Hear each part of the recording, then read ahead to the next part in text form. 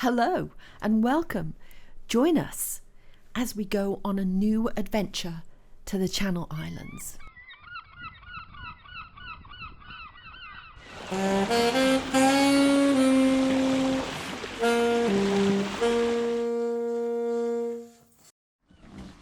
We are just planning our trip from Dartmouth to Guernsey.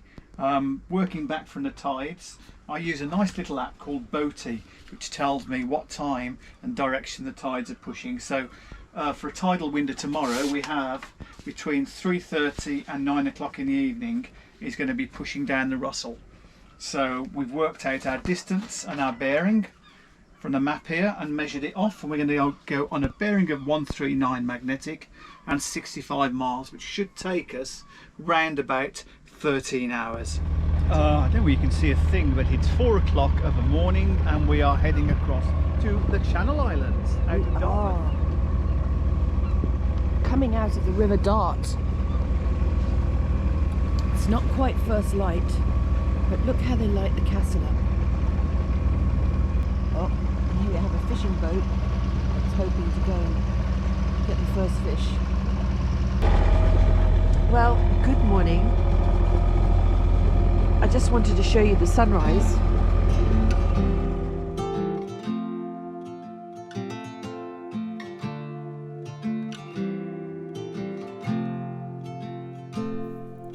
As Sea Pigeon nibbled away at the miles to cross the channel, there's absolutely no better company than a pod of dolphins.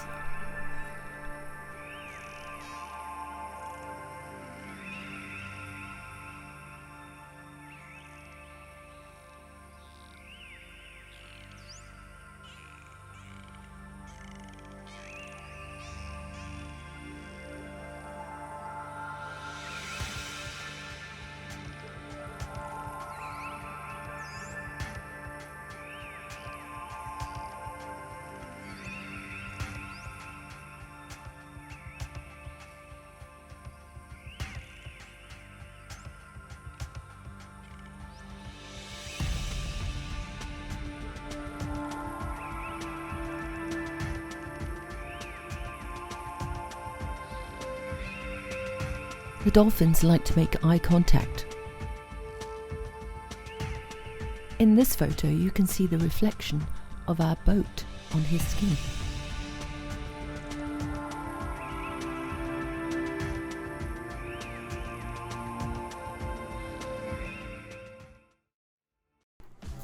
If you ever wonder what we do at a while away the hours on a long crossing, well, this is what Neil likes to do.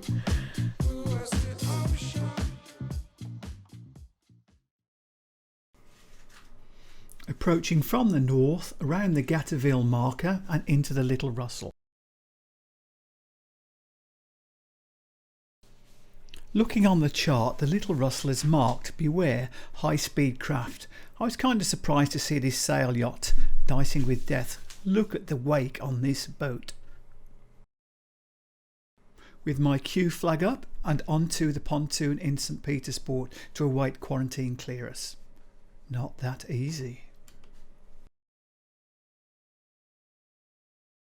14 hours and 70 miles later, we have now arrived at St Peter's Port in Guernsey and are currently on the quarantine pontoon awaiting clearance tomorrow. We'd already sent in our advance paperwork, so touch wood, all should be good.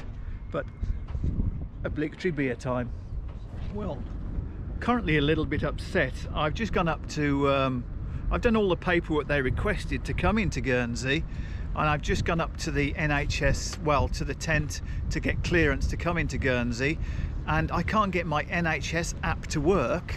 Maxine got her NHS app to work, so she's cleared to go, but I can't get my NHS app up to work to prove the COVID vaccination. So now I'm kind of stuck here, supposedly having to quarantine for 21 days to go on holiday. So unless I can get this app to work, you have to take a photo of your passport and then do a video of yourself saying 4 numbers, which I've done. I then get the reply, this can take up to 7 days to prove who you are.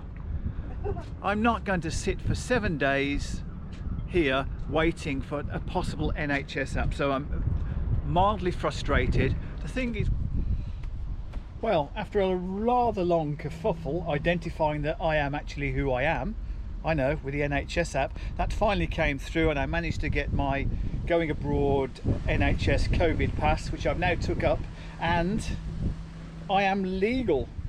I was so close to saying enough is enough. I don't like bureaucracy, but anyway, I'm in, and woohoo, at last I can go for a mooch around. Catch you later. Well, stressful time getting in, but made it. Some things I don't allow for. Bugger. Out with the sellotape later. St Peter Port is bustling and full of shops, and it has absolutely everything you could ever want. It seems like years since I've been able to just go into an air-conditioned department store without a mask and shop. Having shopped till I dropped, it was time to move away from the hustle and the bustle of the town. We moved out of the marina in St Peter Port, round to a little island, Shell Beach. It's very popular with locals, and it's a lovely place to sit, but we soon realised that it was not a very good place to swim, as the tide rips through there.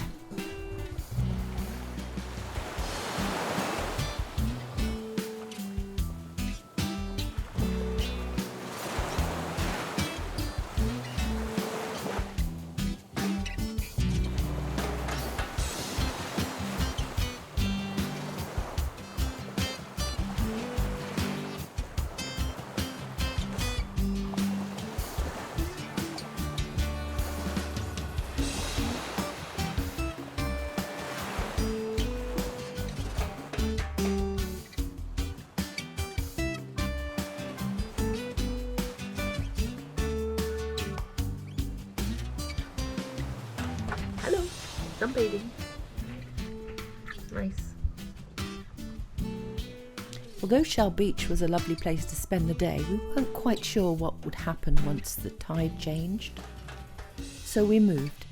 We went round the corner to South Guernsey and anchored in this lovely bay. Clean, yellow sand, all to ourselves.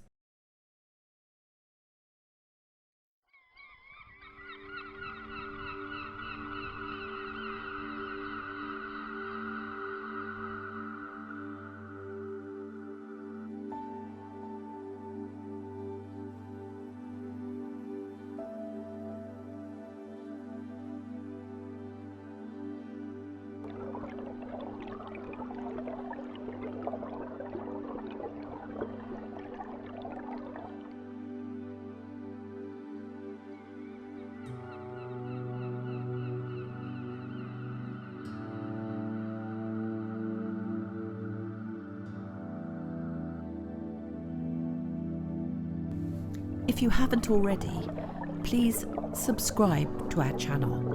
It really helps. And tell your friends.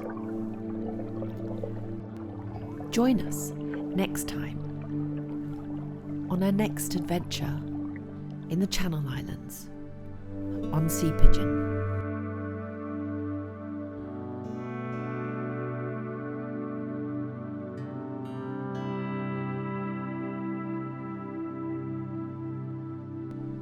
In the next episode, we have a real treat for you. Neil takes his camera to Sark. Sark is a truly enchanted island.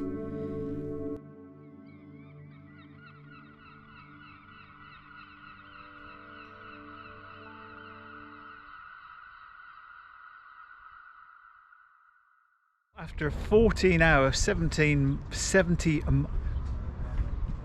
after a 14-hour sail covering 70 out, we covered